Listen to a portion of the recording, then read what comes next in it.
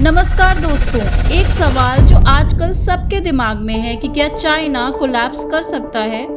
एक कंट्री जो दुनिया की सेकंड लार्जेस्ट इकोनॉमी है, मिलिट्री पावर में टॉप 3 में है, जिसका हर चीज पर कंट्रोल है, क्या वो अंदर से टूट रहा है।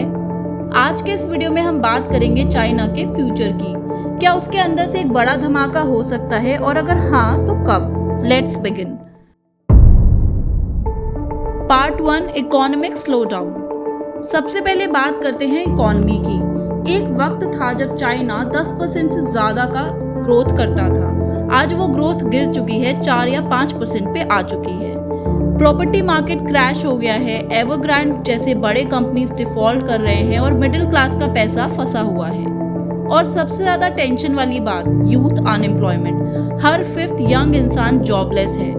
सोचिए, जब एजुकेटेड यूथ को जॉब नहीं मिलती तो फ्रस्ट्रेशन कहाँ जाता है? सड़क पे। ये स्लो कोलैप्स का पहला साइन है।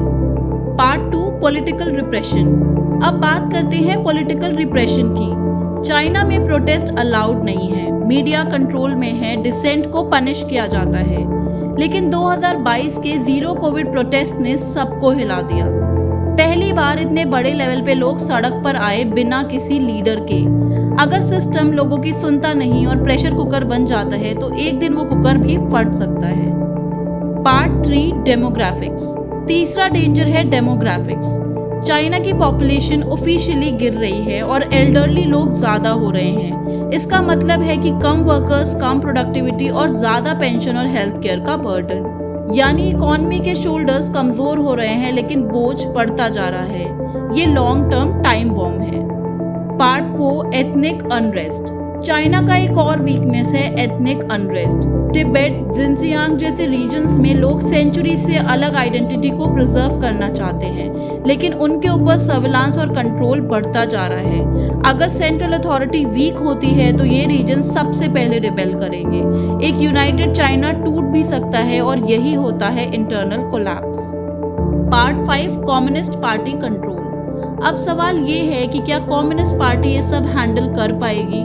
जब तक इकोनॉमी ग्रो कर रही थी तब तक लोग चुप थे, लेकिन अगर ग्रोथ रुकती है, जॉब्स नहीं मिलती और रिप्रेशन बढ़ता है तो लोग खुद उठेंगे। और अगर लीडरशिप में तोड़फोड़ होती है तो कोलैप्स का रियल चांस होगा।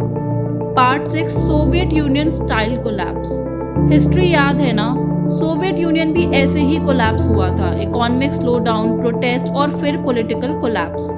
चाइना के साथ भी सेम पाथ हो सकता है। Financial crisis, youth anger, regional unrest और फिर लीडरशिप चेंज। बस फर्क ये है कि चाइना में सब कुछ कंट्रोल में दिखाई देता है, लेकिन अंदर से प्रेशर बढ़ रहा है। Part 7, impact on India. अब बात करते हैं इंडिया की। अगर चाइना वीक होता है तो इंडिया के पास एक गोल्डन चांस है। मैन्युफैक्चरिंग शिफ्ट हो सकती है, ट्रेड अलायंसेस में इंडिया स्ट्रॉन्ग बन सकता है, सॉफ्ट पावर और डिप्लोमेसी में इंडिया लीड ले सकता है। लेकिन ये तभी होगा जब हम अपने इंटरनल इश्यूज सुधारें, इंफ्रास्ट्रक्चर, एजुकेशन और गवर्नेंस। तो दोस्तों, चाइना कोलैप्स करेगा या सरवाइव करेगा ये तो फ्यूचर ही बताएगा। लेकिन अगर रिफॉर्म्स नहीं हुए तो 2035 के बाद सीरियस प्रॉब्लम्स आ सकती हैं। आपको क्या लगता है, क्या चाइना फ्यूचर में टूटेगा या और स्ट्रॉन्ग बनेगा? कमेंट्स में अपनी राय जरूर बताएं, और अगर वीडियो पसंद आया हो तो लाइक, शेयर और सब्सक्राइब करना ना भूलें। मिलते हैं अगले वीडियो में। जय हिंद।